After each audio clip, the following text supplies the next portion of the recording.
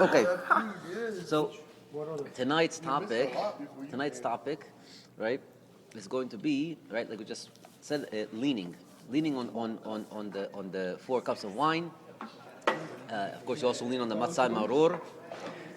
So the idea of leaning and the idea of pouring cups of wine for another person, right? So let's again quickly review halakha, and then we're going to go into the story. Halakha states like this.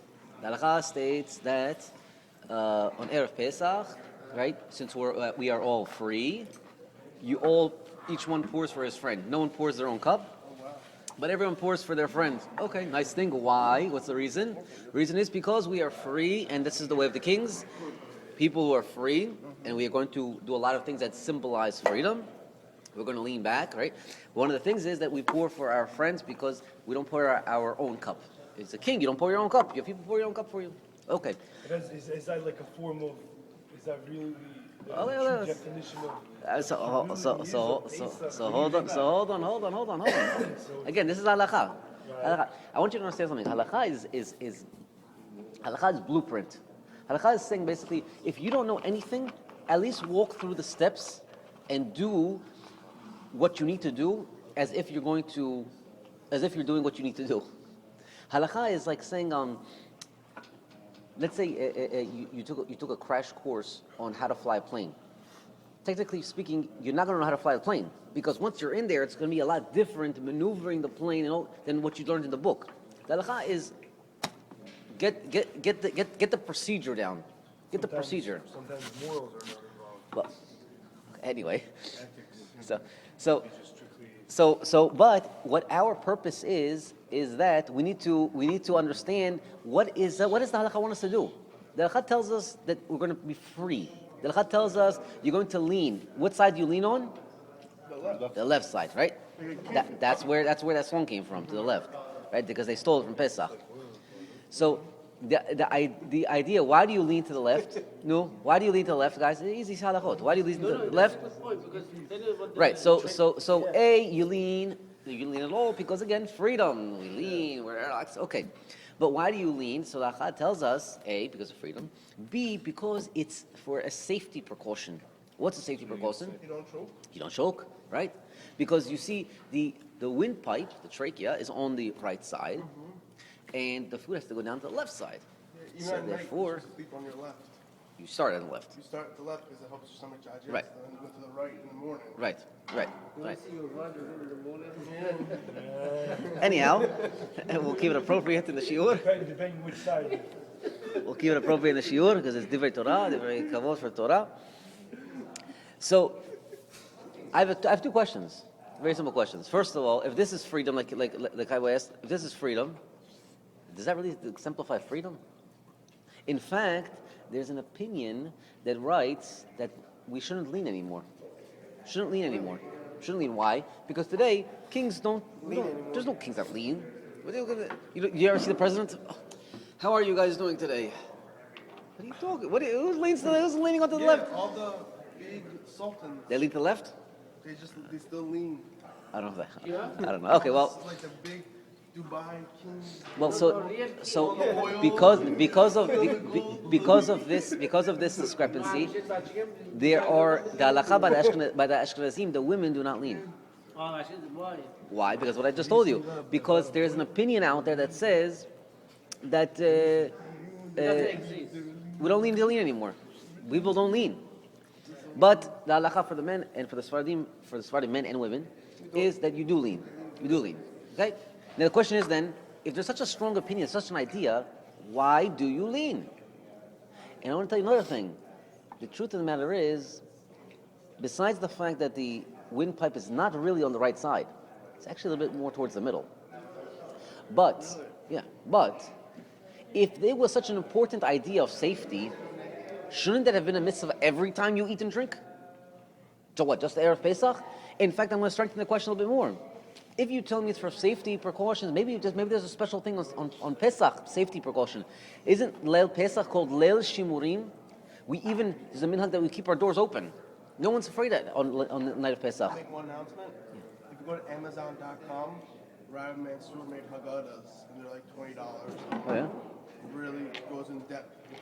Really? Like That's good. He has like Shirim inside. Like you read it and then it's like, did you know? And then Commentary. Commentary. He has his Really? own commentary. So tonight's actually shir is based $20 on Amazon. a shir that Rabbi Mansour gave. It's called Adam Rishon's Trachea. 20 people in the house. At his shul is $35. So okay. So do we understand the question? What are we leaning for? Why dafka on leaning on Pesach? What's going on here? What's the whole idea? And why is Pesach called Pesach? Why is Pesach called Pesach? Okay, so let's start. To understand the answers, we're going to go back. We're going to go into Parshat Shemot. When Moses first sees Hashem, it's by the burning bush. Right? He goes to the burning bush. Hashem says, "Okay, I'm Hashem. Remove your shoes. Come close. I got a message to tell you. What's the message?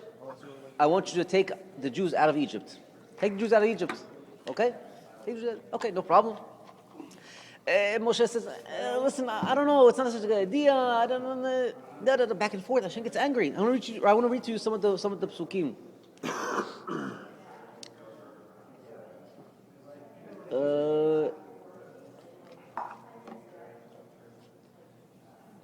Moshe says, "Vayomer Moshe el Hashem, Bi Adonai lo ish devarim anochi." I'm not a speaking guy. I'm not a diplomat. I don't go out. I don't speak too well. Gam mitmol, yesterday. Gam mishelshom, 2 days ago. From way back. Gam me'az debarecha el avdecha, and also from the last time you spoke to your servant. Ki kaved peh uchaved lashon anochi. Because I have a speech impediment. He has a speech impediment. How did he get the speech impediment? Was it a little cool? So when he was a little boy, king, yeah. right. So when he was a little boy, right, he was grabbing the king's crown. The gold or the So who was actually the advisor? Just so you know, background information. Bilam. Right. So Bilam said, "This little guy is a problem. He knew. He said, "This little guy is a problem. He's already grabbing your crown." Pharaoh said, "No, he's just a kid. What does he know crown?" He says, "Let's make a test. Crown and coals. Coals are shiny. If it's like you say he's just a kid and he likes shiny things, of course he's going to grab shiny things. What's shiny? The burning coals. Yeah. But if he knows what he's doing, he's going to grab the crown." But then Hashem switched it or something? So He the was going for malach gold, came, but right. Kept his hand. So the malach came, so he knew. So he was going and he was grabbing the crown. 4 years old. He knew already to grab the crown. So he went to grab the crown, and the malach kicked his hand back to the coals. He hit the coals, he put it in his mouth, and he burnt his tongue. From then on, Moshe had a speech impediment, right? And what was the speech impediment? He couldn't say few letters, just as you... Look at this. What were the letters that he couldn't say? A pay, he couldn't say, because he burnt the lips. The lips himself burnt. He couldn't say pay. Pay. Why is it significant? Why did he put it in his mouth? So you'll see now. Why is this significant? So I saw in the Ben Ish Chai. Right. So what was the words that the Redeemer was going to say? The Jews knew from Jacob that the Redeemer was going to say 2 words. Pakod, pakadati. Hashem is going to say that I remembered you. The key words were, when you heard the words pakod, pakadati, you knew it was time to pack up and go. We're going out. We're going out. Now the question is, anyone can come up and say it. What's the chidush? Anyone can come up. Joe can come down the mountain and say, "Listen guys, we've only been here for 13 years. Pakod pakarati, let's go." What was the chidush? The chidush was that Moshe Rabbeinu, when he went to say the words, everyone knew he couldn't say the words. He couldn't say a pay. So when he said pakod pakadati, it was supposed to sound like pakod pakadati. He couldn't say the words. But when he came to say the words came out pakod pakadati, just clean words. So they knew already something was different here. Wait a minute, the guy can't talk. He literally has a speech impediment. How did he just announce these words? So that's just FYI. So Moshe tells him, I don't speak. So what does Hashem says? Vayomer Hashem elav, mi sampeh la'adam. Who gave man speech? Me. HaKadosh Baruch Hu. So what? HaKadosh Baruch Hu can't fix the speech. What's the problem? Omi yasum ilen, o chiresh, o pakeach, o iver. So who makes a blind person be able to see, a deaf person be able to hear? God. It's all God. Halo anochi Hashem. Isn't it God? What's the problem? Why can't you go down? Go down. What's the problem? ואתה לך ואנוכי אהיה עם פיך, and I will be with your mouth. What? Okay, so he's saying I'll talk through you, with you. Say I'll be with you. What's talking about here? So again, up to here is there's enough information for us right now. What is going on here? What is going on here? Hashem is trying to convince Moshe. Moshe is refusing it. And if you say it's humility, that's not humility. Is b'makom she'en ish ta'amod v'tiyeh ish. Get up and be a man. The Pirkei Avot tells us, get up and be a man. Shadel liot ish. If Hashem came down to anybody else, came down to us today, let's go. I need you to take all the Jews to Eretz Yisrael. Would we sit there and say, listen, Hashem, I'm not diplomatic. I don't really have a good tongue. Maybe choose a different guy who's the prime minister. He can really get the people around. No, Hashem tells you He's with you. He's with you. He's with us. What's the problem? So He's almost like forcing him. And then I want to show you another interesting thing. You know, it says that He shows him a sign. He says, you don't believe that I'm going to be with you? I'm going to show you. So He tells him, take your staff, throw it on the floor. It becomes a snake. The pasuk tells us that Moshe ran. He saw the snake. He ran away. Didn't Aaron throw the... So it's going to be in the palace. But here Moshe is all solo with Hashem. So this again, all this part of this beginning part is actually based on that shiur from Rav Mansur called Adam Arishon Strekia. So the question that he asks is, why is he afraid of the snake? We think that he's afraid of the snake because we're afraid of a snake. But this is Moshe Rabbeinu. snake from Adam So let's see what's going on here. So got something. So now more background information. Okay, let's go back a little bit more. We know that in Adam Rishon's body, he's a composite. I heard when the Egyptians threw the sticks and made snakes, they were like really little snakes. This is a different. No. This is the first time. This is when he's alone with Hashem. So Adam Rishon's body was a composite. It was composed of all of the neshamot of the Jews. 600,000 neshamot, whatever neshamot will be for all generations, were inside neshamot.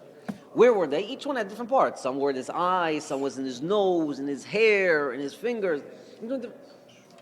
Now, when it came time to commit the sin, right? The Nachash comes to Chava. The Nachash comes and says, eat from the tree. Again, whatever it is, whatever the tree was, eat from the tree. It was more than that. Let's make it simple. Okay? Eat from the tree. She comes and she gives to Adam Rishon to eat from the tree. At that moment, all of the body parts of Adam said, okay, let's eat. Let's eat, no problem. No one stopped. The finger didn't like, hey, get off the food. The eye didn't close your eyes from the food. No one said anything. Everyone agreed. It's okay. This is why today we still have Adam Rishon's curse. Because people say, hey, I wasn't there. I didn't eat. No, we all agreed. I wasn't there. If I blended and put in your food right now, you wouldn't know until you eat it. He knew what it was. He knew it was. Yeah. What about the four people that did You not? could smell it maybe? No, they were warm. Where were they on the body? So there was one spot of the body that said, hey, I'm not partaking in this. I don't want no part of this. What part of the body said, I want no part of this? The windpipe. Really? The windpipe. The windpipe said, hey, close the pipe. Don't put any of this food in me. It's asur. I don't want no part of the asur food. Now, whoever was this windpipe was a big tzaddik. Yeah. He was able to close the windpipe, but there was a fault on this windpipe. You see, the windpipe, he was right. He did what he needed to do. But why didn't he suggest for anybody else? He didn't stop the fingers. For himself only. He was only for himself. He didn't stop the rest of the body. He didn't scream out. And we say, the voice comes from the windpipe. He goes, hey, stop. Yeah, stop. Get off me. Don't touch me. I don't want any food.